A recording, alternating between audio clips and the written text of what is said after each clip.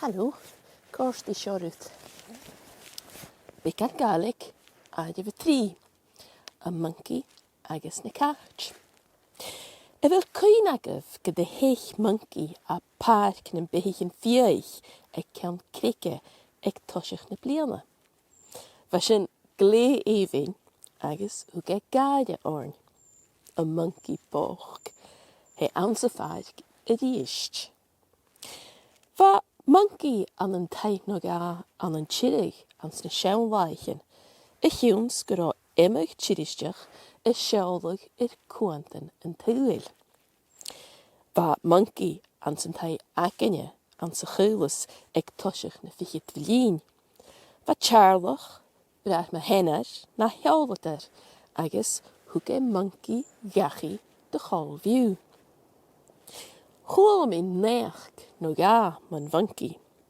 Bha bhain chléasan agus bheith genmh chléasan na crétar an ile. Bheith dul fige bheile agus genmh chléasan duine cúteach. Bha anabarach misal bantáta agus sé cóch go ma a bheith ann.